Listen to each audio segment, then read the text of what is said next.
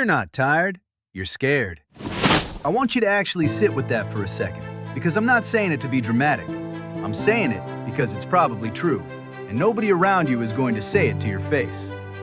You call it burnout. It's not burnout. Burnout happens to people who actually push, people who gave something everything they had until there was nothing left. When's the last time you actually did that? Not felt busy, not felt overwhelmed by notifications and small tasks that don't matter. Actually pushed on the one thing that scares you until you had nothing left. If you can't remember, then what you have isn't burnout. It's fear, wearing a hoodie, calling itself tired. Here's how you tell the difference. Real tired sleeps and wakes up ready. It fades with rest. What you have doesn't fade with rest, because rest was never actually the problem. You could sleep 12 hours and still wake up finding a reason not to start. That's not your body asking for recovery. That's your mind negotiating a delay. And the work you're avoiding? It's rarely the task itself that scares you. It's what the task might reveal. If you try and it doesn't work, you can't blame timing anymore, or luck, or circumstances. You'd have to look at the result and know it came from your actual best effort. That's the real fear, not the workout, not the phone call, not the blank page. The verdict waiting on the other side of actually trying. And here's the part that might make this feel a little less personal and a little more useful. Your brain isn't broken for doing this. It's actually functioning exactly as designed. Every brain has one core job above everything else. Keep you safe today. Not successful in 5 years. Not fulfilled. Safe. Right now, in this exact moment. And to your brain, trying something that might fail and staying exactly where you are look almost identical in the short term. Both feel safe. Only one of them actually is. So your mind reaches for the nearest acceptable story. Not, I'm scared of finding out I'm not good enough. That's too honest, too heavy to carry around all day. Instead, I'm just tired. It's not the right time. I work better under pressure anyway. These stories cost your brain nothing to tell, and they buy you another day of feeling okay about standing still.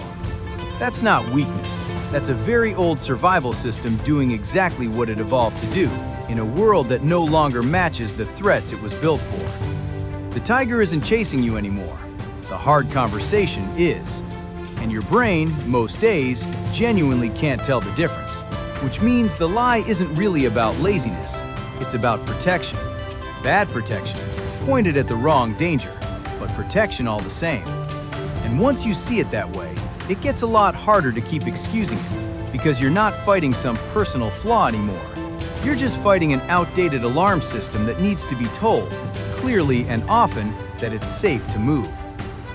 Let me show you what that fear actually costs, because it doesn't feel like a cost in the moment. It feels like relief. Somewhere, right now, someone skipped the nap you just took. You hit snooze twice this morning. They were already on their second task before your alarm even went off the first time. You said, I'll start Monday. They started the second the idea crossed their mind. Messy, unprepared, uncertain. Because they've learned that starting messy still beats starting later. You watched somebody's highlight reel last night and felt behind. Here's what you didn't see. They weren't watching anything. They don't have time to watch anything. They were working, off camera, on the exact thing you were scrolling past. You called your comfortable no peace. They called their uncomfortable yes a Tuesday.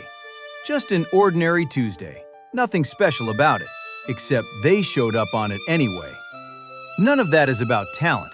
I need you to actually hear that, because it's the story you tell yourself to make the gap feel fair. It's not talent. It's the weight of every snooze button, every I'll deal with it later, every comfortable no you convinced yourself was self-care. None of those choices felt big when you made them. That's exactly why they added up without you ever noticing.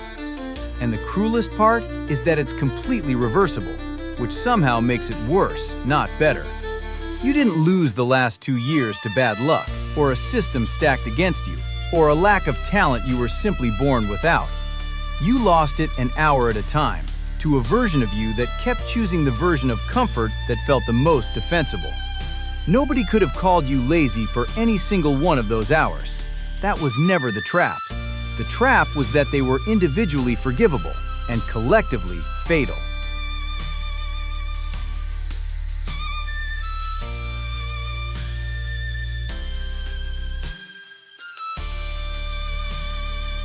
So let me ask you something. I actually want you to answer it honestly, even if it's just in your head. How many times did you lie to yourself today? Did you say, "I'll start tomorrow," knowing you said the exact same thing yesterday? Did you call it rest when really you just hadn't earned it yet? Did you open an app instead of sending a message you've been sitting on for a week? Did you tell yourself, "I'm just tired," when the truth was, you were scared of what happens if you actually tried? Keep counting, there's more.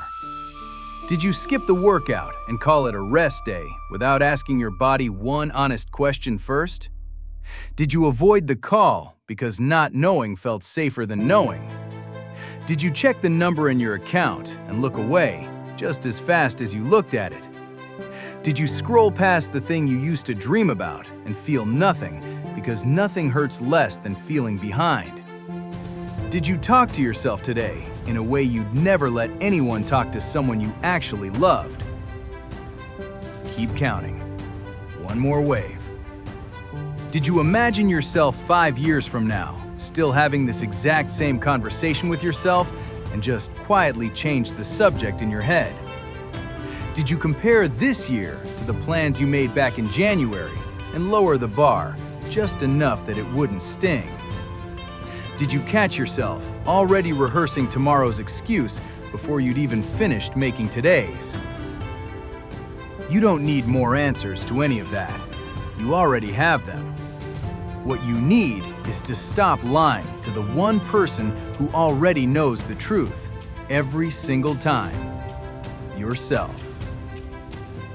Now, I'm not going to give you 3 steps and a catchy name for them. You don't need another framework taped to your bathroom mirror that you'll stop reading in 4 days. You've probably already tried 3 or 4 of those, and you can't even remember what they were called, which should tell you something. What actually changes things isn't a system. It's a single decision, made honestly, at a specific moment. One that you don't take back the next morning.